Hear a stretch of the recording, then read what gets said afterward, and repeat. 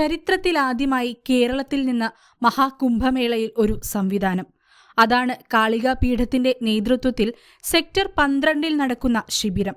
ജുന അഖാഡയിലെ മഹാമണ്ഡലേശ്വരും മലയാളിയുമായ സ്വാമി ആനന്ദവനം ഭാരതിയുടെ അനുഗ്രഹാശിസ്സുകളോടെയാണ് കാളികാ പീഠത്തിന്റെ പ്രവർത്തനം. ഇതുവരെ ആയിരക്കണക്കിന് മലയാളികളാണ് ഈ ശിബിരത്തിൽ വന്ന് താമസിച്ച് കുംഭമേളയുടെ പുണ്യം നുകർന്ന് മടങ്ങിയത്. ഈ കുംഭമേളയെ സംബന്ധിച്ചിടത്തോളം ഈ ശിബിരത്തിൻ്റെ കാര്യം തന്നെയാണെങ്കിൽ മുമ്പൊക്കെയുള്ള കുംഭമേളകളിൽ ഒരു 100-200 പേരാണ് കേരളത്തിൽ നിന്ന് വന്നിരുന്നത്. അപ്പോൾ ഇത്തവണ നമ്മളിങ്ങനെ ഒരു ചെറിയ സംവിധാനമൊക്കെ ഒരുക്കുന്നതിൻ്റെ ഭാഗമായിട്ട് ചിലപ്പോൾ ഒരു 1000 പേരോളം വന്നേക്കാം എന്നാണ് നമ്മൾ പ്രതീക്ഷിച്ചത്. പക്ഷേ ഇത്തവണ നമ്മുടെ ഈ ശിബിരത്തിൽ മാത്രം മേള തുടങ്ങി ഇത്രയും ദിവസമാകുമ്പോൾ ഒരു ദിവസവും ഒരു 100 പേരെങ്കിലും ഈ ശിബിരവുമായിട്ട് ബന്ധപ്പെടുന്നവരുണ്ട്. ഇവിടെ വലിയൊരു ശതമാനം ഇവിടെ താമസിക്കുന്നുണ്ട്. അല്ലാത്ത ഇവിടെ താമസിക്കാത്ത ആളുകൾ പോലും ഇവിടെ വരികയും നമ്മളെ കാണുകയും ഒക്കെ ചെയ്യുന്നുണ്ട്. ഇതിനും എത്രയോ ഇരട്ടി ആളുകൾ ഇവിടെ വന്നു പോകുന്നുണ്ടെന്ന് നമ്മൾ മനസ്സിലാക്കുന്നുണ്ട്. കാരണം ഇന്ന് തന്നെ ഇപ്പോൾ ഈ ശിബിരത്തിലുള്ള ഒരു അദ്ദേഹം പോയിരുന്ന 2 ബസ്സിൽ ആളുകൾ ഇവിടെ കേരളത്തിൽ നിന്ന് ബസ്സിൽ ഇവിടെ എത്തി പോയി അവരെ കണ്ടു എന്ന് പറഞ്ഞു. അപ്പോൾ അങ്ങനെ വലിയൊരു പങ്കാളിത്തം ഇത് ഈ ഒരു രീതിയിൽ നമ്മൾ കണക്കാക്കുകയാണെങ്കിൽ എന്തായാലും 100,000 ആളുകളിൽ കൂടുതൽ ഇത്തവണ കേരളത്തിൽ നിന്ന്, അത് കാനഡയിൽ നിന്ന് ഇവിടെ നേരിട്ട് വന്നു പോകുന്നപ്പോൾ 3 ദിവസം മുമ്പ് ഇവിടെ ശിബിരത്തിലുണ്ടായിരുന്ന അദ്ദേഹം UK നിന്നാണ് കുംഭമേളയ്ക്ക് വന്നത്. കാനഡയിൽ നിന്ന്, US നിന്ന്, UK നിന്ന്, ഗൾഫിൽ നിന്ന് ഒരുപാട് പേര് ഇവിടെ വന്നു പോകുന്ന ആളുകളായിട്ടുണ്ട്. ഇത്തവണത്തെ മേള മലയാളികളെ സംബന്ധിച്ചിടത്തോളം ശ്രദ്ധേയമാകുന്നത് കേരളത്തിൻ്റെ പങ്കാളിത്തം കൊണ്ടാണ്. ശങ്കരാചാര്യരുടെ നാട്ടിൽ നിന്ന് യാതൊന്നും ഇതിലുണ്ടായിട്ടില്ല. അതിന് പരിഹാരം എന്നുള്ളത് കുറച്ച് വിപുലമായിട്ട് കേരളത്തിൽ നിന്നുള്ള സാധു അങ്ങനെയുള്ളവരും അതേപോലെ തന്നെ ഇതിനോട് താല്പര്യമുള്ള ആൾക്കാരെ ഒരുമിച്ച് കൂട്ടിയിട്ട് കുറച്ച് വിപുലമായിട്ട് നടത്തുന്ന കാര്യത്തെക്കുറിച്ച് ഞങ്ങൾ സംസാരിച്ചു. അത് സ്വാമിജി ആനന്ദവനത്തിനും അതിൻ്റെ പ്രാധാന്യം ബോധ്യപ്പെട്ടു. അദ്ദേഹം പറഞ്ഞു അതിന് വേണ്ടിയിട്ട് ശ്രമിക്കാം. പക്ഷെ അതിൻ്റെ പിന്നിലുള്ള ബാക്കിയുള്ള പ്രായോഗിക വിഷമങ്ങളെക്കുറിച്ച് ഞങ്ങൾ ചിന്തിച്ചു. അത് പരിഹാരം കണ്ടെത്താൻ നമുക്ക് സാധിക്കും എന്നുള്ള ആത്മവിശ്വാസത്തോടു കൂടിയാണ് നമ്മൾ മുന്നോട്ട് പോയത്. അതിൻ്റെ ഫലമായിട്ട് നമ്മൾ ഈ തരത്തിലുള്ള ആൾക്കാരെ സമീപിച്ചിരുന്നു.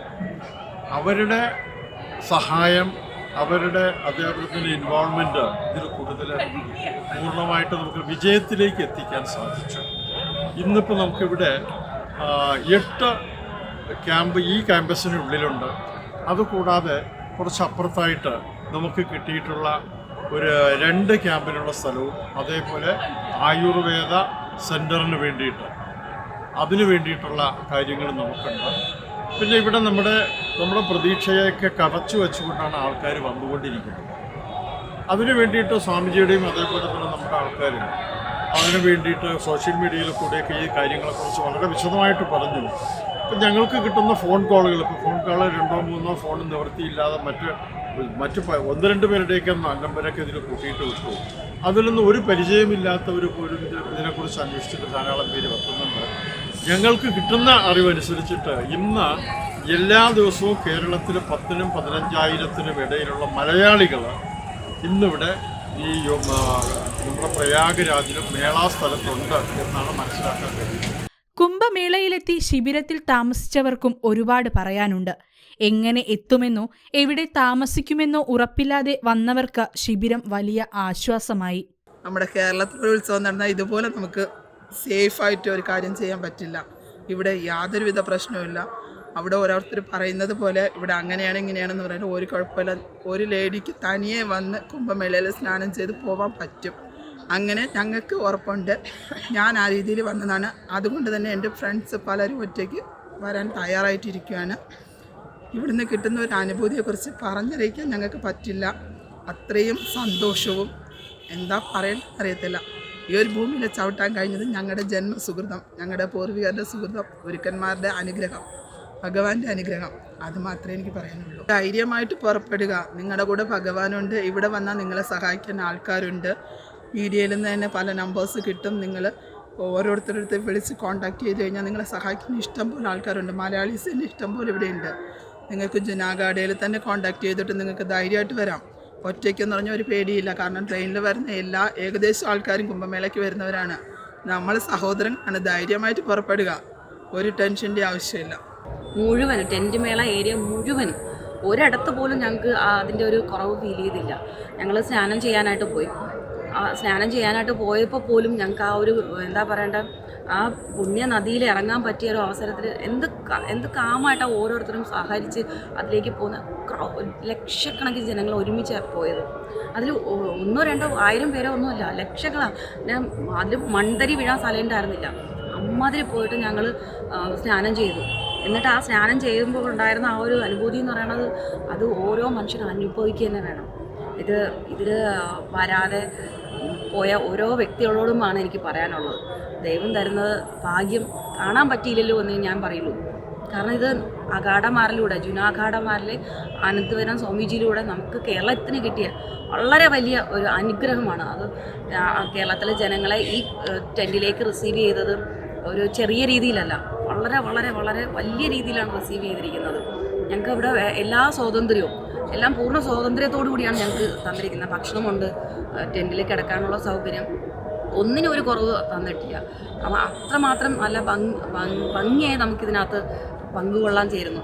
അത് ഒരു ദിവസത്തേക്ക് വന്ന് ഞങ്ങളിപ്പോൾ 1 മാസത്തേക്ക് നിൽക്കുന്ന അവസ്ഥയിലേക്ക് ഭഗവാൻ ഞങ്ങൾക്ക് സാഹചര്യം തന്നു. അത് തന്നെയാണ് ഈശ്വരനോട് പറയാനുള്ള ഏറ്റവും വലിയ ഭാഗ്യം. പിന്നെ ഇവിടെ ടെൻറ്റ് എന്ന് പറയുമ്പോൾ അറിയാം എങ്ങനെയാണെന്നുള്ളത്.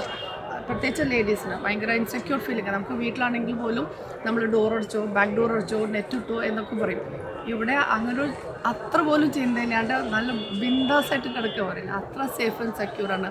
എല്ലാം ഓപ്പണാണ്, എല്ലാം ഇതുമാണ്. പക്ഷേ still we feel so much secure.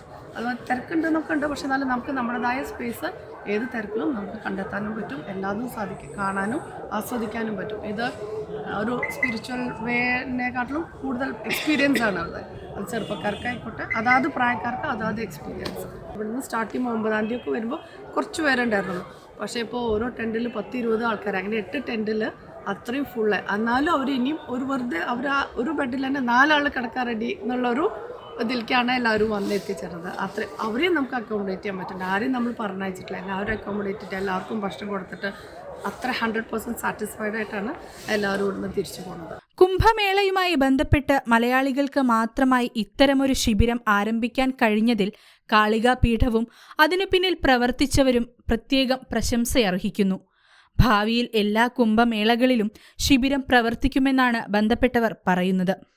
വരുന്ന ട്രെയിനുകളായാലും ശരി, അതേപോലെ തന്നെ കാറിൽ വരുന്നവരുണ്ട്, ബസ്സിൽ വരുന്നവരുണ്ട്, ഫ്ലൈറ്റിൽ വരുന്നവരുണ്ട്. ഇങ്ങനെ അടുത്തുള്ള എല്ലാ റെയിൽവേ സ്റ്റേഷനിലും ഇറങ്ങിയിട്ട് ഇവിടെ എത്തിപ്പെടാൻ വളരെ ബുദ്ധിമുട്ടാണ്. അതിൻ്റെ അർത്ഥം ഇതിലേക്ക് ഉള്ള പ്രയാസങ്ങളെക്കുറിച്ച് ബോധ്യപ്പെടുത്തുകയല്ല, പക്ഷെ ആ പ്രയാസങ്ങൾ ഉണ്ടാകും എന്നുള്ള ധാരണയോട് കൂടി വേണം ഇവിടെ എത്താൻ. ഇവിടെ എത്തുമ്പോൾ റെയിൽവേ സ്റ്റേഷനിൽ ഇറങ്ങിയാൽ അവിടെ നിന്ന് വാഹനങ്ങളൊന്നും കിട്ടാൻ നിവൃത്തിയില്ല. വാഹനങ്ങൾ കിട്ടിയാൽ പോലും ഇങ്ങോട്ടുള്ള യാത്ര സുഗമമല്ല.